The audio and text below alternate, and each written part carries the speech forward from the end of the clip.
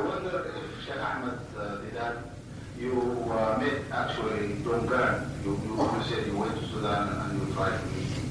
Yes. And coming from the challenge you come from in South Africa of Muslims being a minority, what do you think of the other challenge we meet in Sudan of Muslims being the majority, and yet they are in war with the others for some 35 years? And also, coming from Sudan as you did a few months ago, what do you think of a Muslim minority party like the National Islamic Party coming to power in a country like Sudan through a coup d'etat and then butchering and torturing its political enemies, Muslims and everybody else, and trying to sort out the problem of the South through violence and through war?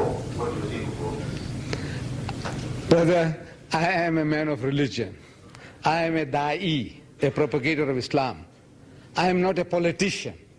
But that doesn't mean that I can't make suggestions to you all. About the rights and wrongs of this party and that party, I don't understand. I have to go and study in depth, the different parties, what they're doing, what not, what is legitimate, what is not legitimate. That is not my role. But what I can suggest, as I suggested to your people, I take it you are a Sudanese, from your turban, I make it out. So I did suggest to the people there, I said, look, we are at war. We are at war with the South. And inshallah, I hope and pray, because you are my brothers, that may Allah give you success. That's a natural feeling I have. But I said, you can win the war, but you might lose the peace. Peace you will not lose. So I said, to win the peace, you have to win the hearts of people. Change them, make them your own. When our Nabi Kareem sallallahu alaihi wasallam, he set his sacred feet in Medina, the Aus and the Khazraj, the two tribes in Medina, two families or tribes, they were on the verge of exterminating one another. Exterminating one another. Our Nabi Kareem sallallahu alaihi wasallam, he set his sacred feet in Medina and he gave them hablullah. Allah says, وَأَعْتَصِمُوا بِحَبْلِ اللَّهِ جَمِيعًا وَلَا تَفَرَّقُوا إِذْ كُنْتُمْ أَعْدَاءً فَأَلَّفَ بَيْنَ قُلُوبِكُمْ فَأَصْبَحْتُمْ بِنِعْمَتِهِ إِخْوَانًا. He says, and remember, وَكُنْتُمْ عَلَى شَفَا حُفْرَةٍ مِّنَ النَّارِ, and you were on the brink of the pit of fire. فَأَنْقَذَكُمْ مِنْهَا, and Allah saved you from it. I said, right, we are also on the brink of the pit of fire.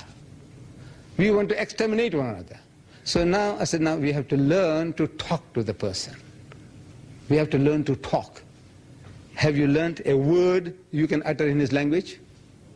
A word, can you say salams to him in his language? Peace. Can you? And I found my Muslim brothers, not only in Sudan or all over the world. Same sickness. We are an arrogant people. Now I have to tell you that. We will not learn the language of the native.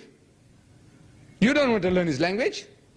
You haven't done it, and you won't do it. The white man comes from 10,000 miles away, and he masters the native's language, and he writes a book in his language, and he gives it to him.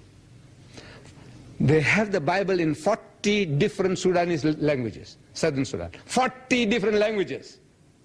And 4, I said, for the Dinkas alone. 4 different dialects of the Dinkas. I didn't know all this. I'm reading a book, Sudan, the Christian Design, by some Hassan Makki of Khartoum. I'm asking there in the Sudan, anybody has got the book? I go to the Islamic bookshop, the book is not available. Anybody? Nobody. You haven't read the book. The Buddhists, they are respectable people, respectful people. They respect human beings. The Buddhists, amazing. Now I'm asking, I said, look, these people are there with you. Have you learned to say good morning to him in his language? The Chinese, you want to say good morning to him in his language? The pig eaters, the wine bibbers. You giggle. It's a giggling thing. In Singapore, I said, the guys are ruling you now. It was a part of Malaysia. I don't know whether you know. Singapore was Malaysia. When the British left, they left that system of democracy, counting of heads. And they counted the heads. There were more Chinese heads than Malay heads. So the Chinese came into power. There are now over 2 million, and you are 500,000. the Malays. And till doomsday, you can never catch up. For every 10 Chinese that are born, only 2 Malays are born. So you don't even work hard enough in that field. Damn it all. I said, you have no chance, no hope. Have you learned to say good morning to him in his language? No, it's a joke. I said, look, the guy's going to rule you for eternity, man, till Yawm al-Qiyamah. At least learn to say good morning, learn to live with him. No. It's a shame for him to learn his language. I says, learn to say salams to him in his language. Do you know how to say salams to him in his language? You know what he says? Allah says, وَإِذَا حُيِّيتُم بِتَحِيَّةٍ فَحَيُّوا بِأَحْسَنُ مِنْهَا أَوْ رُدُّوهَا. If somebody offers you a courteous greeting, offer him something better or at least something equal. He doesn't say Muslim or non-Muslim. Anybody who offers you a courteous greeting, you offer him something better or at least something equal, Allah says. The man says, Salaam alaikum, we ought to say, Wa alaikum assalam wa rahmatullahi wa barakatuh. But I'm too busy. I haven't got the time, you haven't got the time. At least you can say Wa alaikum salam. You say Salaam alaikum, Wa alaikum salam. At least you can say that, Allah says. But see if you can do better. The Chinese, can you wish him? Nobody. Nobody. I can't find one Muslim in Malaysia. So 30% of your people are Chinese. You do business with them, you work for them, and you can't say Salaam alaikum in their language? No. So I went and investigated. I want to find out, what do they say, the Chinese? How do they wish one another? The Malays don't know. I don't know whether the Sudanese Muslims know how to say salams to the Dinka. How do you say? We say into Zulu Sagabona. If there are more than one, say Sanbona. We say the white man we meet, the African, we say Khoimora, Khoinand. We learn the guy's language, man. A salutation, it opens the guy's heart. He softens up towards you, if you can wish him in his language. You know what the Chinese say? The Cantonese Chinese. One of the Sahabas of our Nabi Karim Sallallahu Alaihi Wasallam, he went to China and he is buried there in Canton. Sahaba! Buried in Canton. There's a turbat there, tomb of the Sahaba. Islam reached China 500 years before it reached India. India is nearer, but Islam reached China 500 years before it reached India. You have to explain why. Why? Our Nabi Karim Sallallahu Alaihi Wasallam, he said, "Utlubul ilma walau kana bis-Sin." Seek knowledge even into China. I'm telling the Malays, you don't have to go to China. China has come to you. Damn it all, talk to him, man. You know what the Chinese say?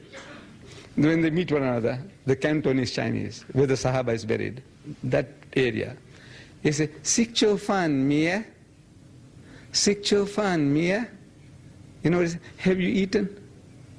Have you eaten? That's a salutation. Have you eaten? No, they know what hunger is. We Muslims ought to know we fast for one whole month. But we don't realize what hunger is. We don't, it's just it's a routine, ritual we go through. The Chinese knows what hunger is. So every time he meets a person, he says, "Have you eaten?" If you haven't, whatever is there, come, sit down, eat. I want to review with some clever guys here, see if you can better that. That's the humility, the compassion that he has for human beings. But he's a Chinese, chinky, he's going to go to hell, he's a pig eater and a wine bibber. Learn, man, learn to humble yourself, win people's hearts. I don't know, I drifted off from where. Next question. Yes, this one.